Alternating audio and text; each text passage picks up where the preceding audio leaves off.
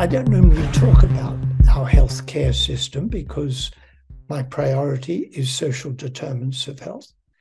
But I was being interviewed on radio by an experienced journalist who suddenly asked me about the healthcare system. And I said, if you had the hypothesis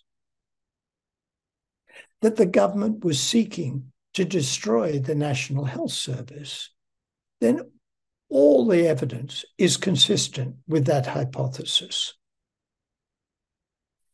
The failure of funding to increase, the vacancies, the increase in the number of people waiting for treatment, the lack of availability of general practitioners, waiting times in accident and emergency. And I think it's part of a hollowing out of the public sector. It's a loss of faith in the public sector. If you read Gerstl's, American historian Gerstle, The Rise and Fall of the Neoliberal Order, he's talking mainly about the United States, but he said from Franklin Delano Roosevelt, 1933 election, to the election of Ronald Reagan in 1980, it was essentially the New Deal political order. Reagan ushered in the neoliberal order. Gary Gerstle says we're now witnessing the fall of the neoliberal order. But part of that is a hollowing out of the public sector. Leave everything to the market. There should be private provision, not public provision. Now, all the evidence suggests that a market is not the way to get optimal allocation of healthcare. Why would market providers want to take on complicated cases? They're very expensive. So let's leave those behind. The market is not the best way to get optimal allocation of healthcare. Yes, there could be private providers, but private providers are in there for profit. What we want to do, I would argue, is to create the conditions to bring out the best in people.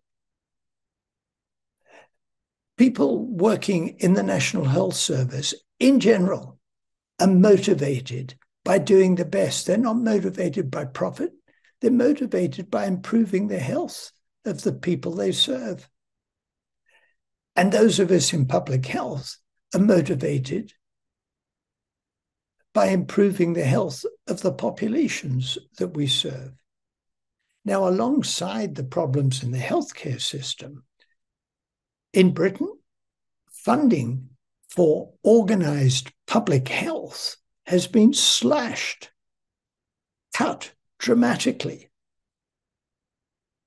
And funding for the key social determinants of health have also been under attack. So we've seen a rise in child poverty, a rise in poverty in people needing welfare, cuts to local government. And all of these will contribute to worsening health and increased inequalities in health in the population. It's time to rediscover public purpose. Remember John Kenneth Galbraith's phrase, private affluence amid public squalor? It's time to reverse that. We want a vibrant private sector, of course, but we need a healthy, vibrant public sector. And the healthcare system and the public health system are important parts of that. It's time to rediscover the public good and the importance of a healthy, vibrant public sector that's able Firstly, to take the strategic decisions that we need as complex societies, and secondly, to deliver the services that we need. Healthcare and public health should be in the forefront of this rediscovery.